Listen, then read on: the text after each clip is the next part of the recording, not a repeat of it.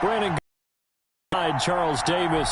Charles, I don't think too many folks around the NFL saw this one coming. This is a Jackson unforgettable seasons really since their arrival in the league. But now here on Super Bowl Sunday.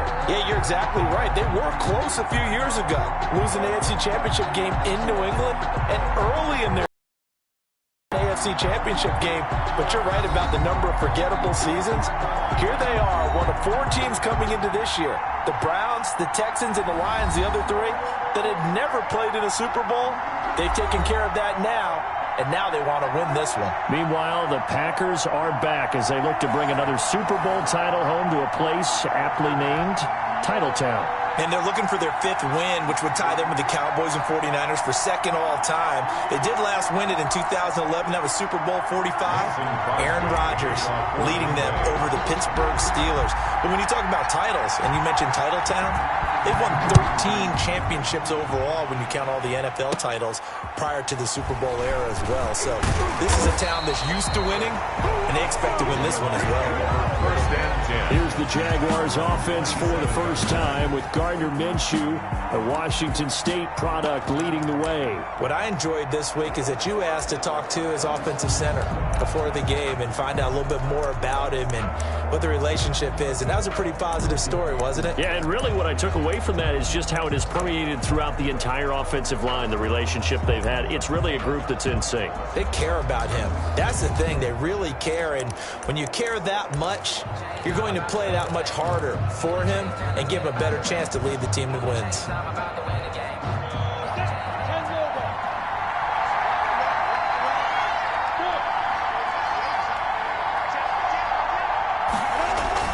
Now Minshew on 1st and 10. Oh, a scrap for the football, and he's going to come down with it. And he takes it down deep into Green Bay territory. A big play there on the first play of the game. 54 yards. Well, partner, that's how you make a long drive suddenly not so long anymore. One big play, and they're already in field goal range with designs on getting more than that. A real field flipper there as all of a sudden they've got a first down in the red zone.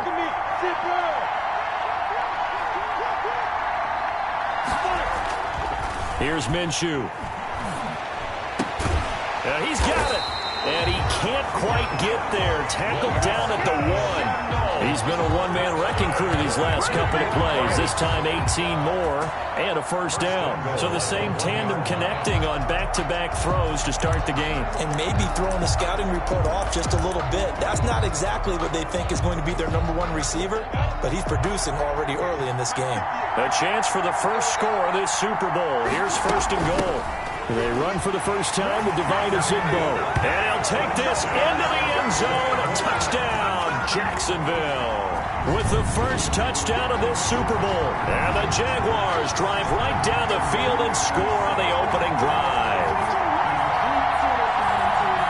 The 3 plays already in the end zone. That was quick.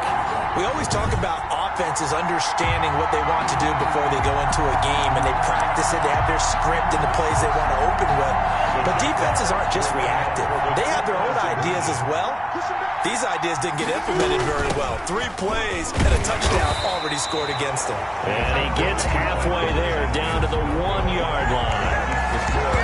So pretty interesting. They get the opening drive touchdown. They wanted a little more. They were looking for 8, maybe something they thought about before the game started, I would imagine. I think you're right about that. That's discussed in your staff meeting. A decision is made. I think the head coach has to blueprint it and say, yes, let's go ahead and do that. In this case, though, let's give some credit to the guys on defense. They gave up the touchdown, but found a way to regroup and keep them out of the end zone for the 2-point play.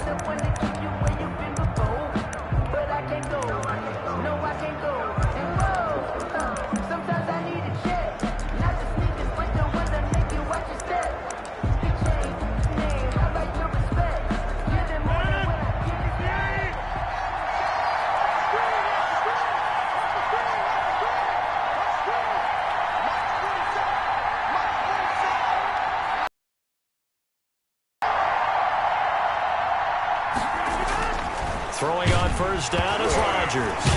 And right away, he lost the football. points, 1, 2, and 3, and their defensive game plan was to get to the quarterback and knock the ball free. They did it there. Luckily, offense hangs on to it. Yeah, that's got to serve as a wake-up call, though, because they can't afford to let the ball go over to the defense and miss opportunities. And I'm not saying it happened here, but you know what a good rule of thumb is when a play like that occurs? You know who usually recovers it? The guy who missed his block and let his quarterback get hit. 5 yards on the carry there, and it leaves him with third and about 6 yards to go. A quick burst there, and he nicely bit off a pretty decent gain. They'll need to get this to the 38. That's where the first down marker is here on third. He's got Adams on the hookup. And he's taken down inside the 30. Rodgers finding Adams for a Packer first. That's a play that will likely be forgotten when you talk about big moments in this game. But plays like this are critical to keep drives going. And if points result, we'll call this play significant. Rodgers now on first down. Man open, that's Marquez Valdes-Scantling. One thing you're hoping for when you run drag routes, you're able to hit a receiver in stride, and he can pick up a lot of yardage after the catch. But in this situation, the defense was effective, able to stop him before he get a good head of steam going. Letting one go deep for the end zone. To the end zone, but it's incomplete. I like what they did there because many of the deep throws we see in the course of a game come to the outside, the perimeter of the field. In this case, they used a slot receiver to run deep downfield and tried to connect that way. Unsuccessful in that attempt, but I like what they were doing. They'll try and run for it with Jones. And Jones is not going to have the first down as they stop him short. Call it no gain that time, and they're going to be left looking up at a 4th and 1. Well done to sniff that out defensively. He had it diagnosed pretty quickly. I love that description because diagnosed is perfect on that one. Read his keys, made the play, and he couldn't even get going moving the football.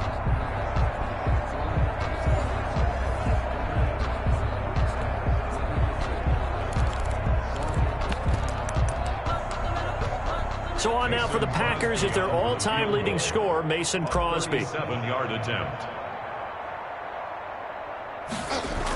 Oh, they flip it to the kicker. He looks like he's going to throw it.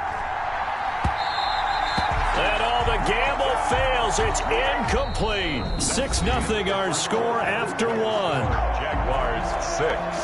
Packers nothing.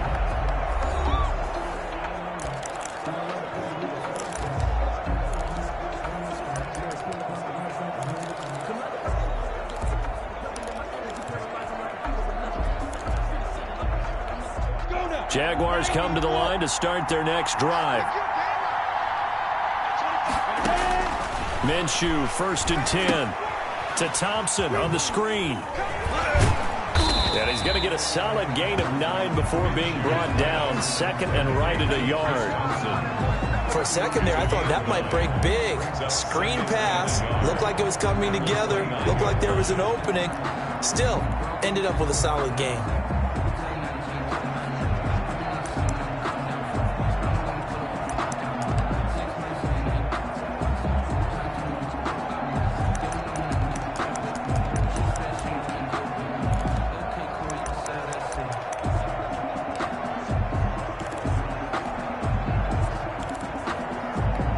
At the 29 now, they'll head to the line, 2nd and a yard.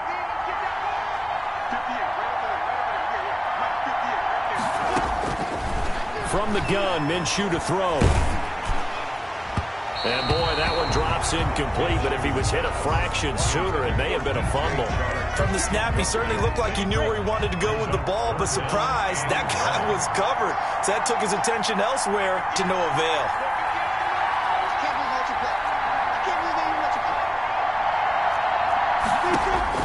They'll try to throw for it with Minshew. The open man is Shark. It's complete. And he will have a Jaguars first down as they're able to get the 3rd down conversion. But forget the run on 3rd and 1. They shock the D and rip off a pretty big play. From a guy, as we know, who can really blaze. He's got a lot of speed. And that speed can work for him so many different ways. Sometimes he just takes off and goes, just runs past people. Sometimes you get people to back off so far that you can catch everything underneath. But still, at some point in the game, you're probably going to have to make some contested catches, right? Sometimes you have to go up and beat a defender for the football. He has that in his arsenal as well. Showed it right there. So into Packer territory now. Here's 1st and 10 at the 46. Again, Minshew looking to throw. And he whips that one incomplete there. Laviska Shenault, the intended target. And it's 2nd down. And just not enough on the throw there. Down around his feet and incomplete. So now 2nd and 10 after the incompletion on 1st down. It'll be Minshew again. This is intercepted. Picked off near the 32. And to the 40-yard line, that's where the return stops. Intercepted. Well, this is a defense that can confuse even the best of quarterbacks with their zone schemes.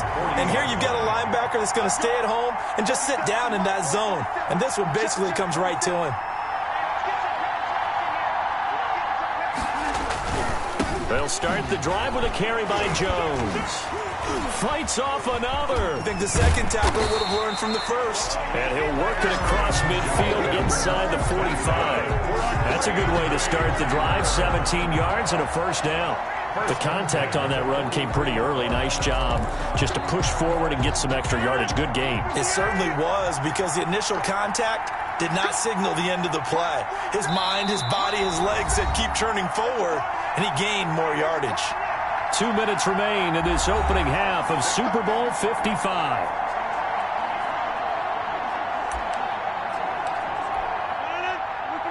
A reminder, coming up at intermission, we'll get highlights of this Super Bowl from Jonathan Coachman and the crew in Orlando for our EA Sports halftime report.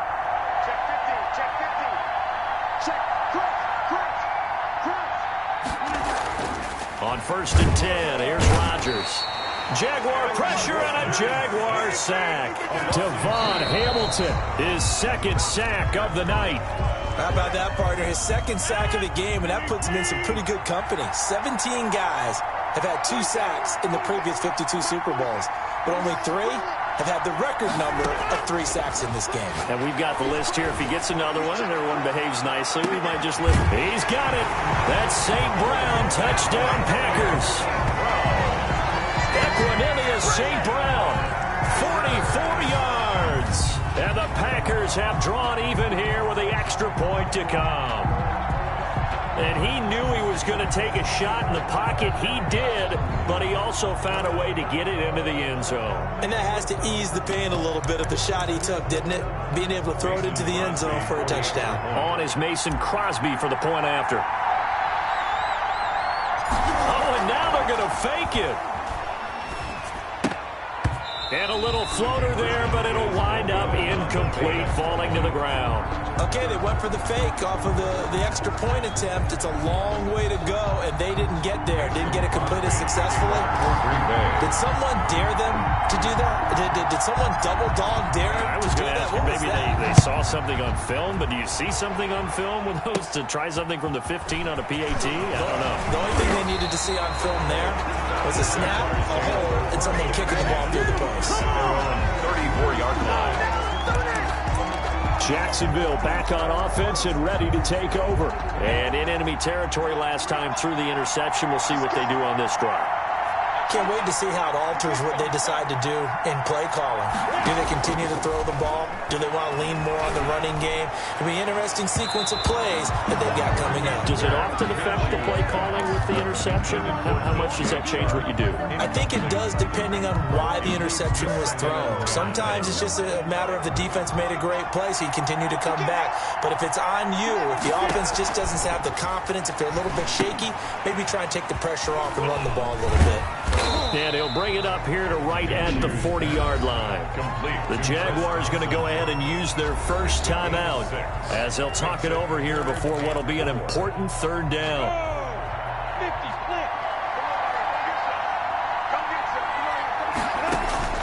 Looking to throw it. Minshew. Oh, it's a screen pass. That's complete.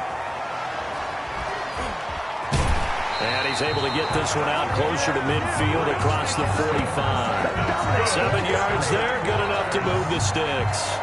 3rd and 4, he did just enough, and I mean just enough to move the chains. And that's all you're looking for, right? Just want to keep the drive moving. You don't need the big play there.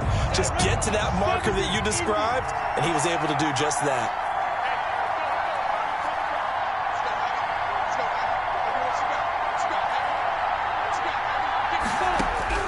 Throwing on 1st down is Minshew.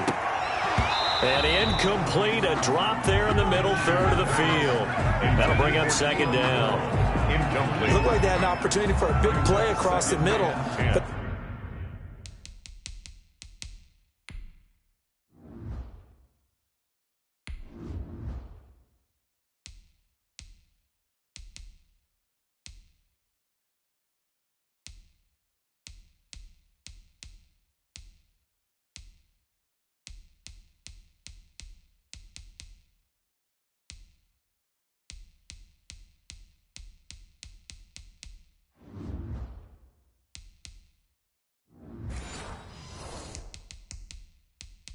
he didn't have the concentration or the focus necessary and dropped it before he could haul it in.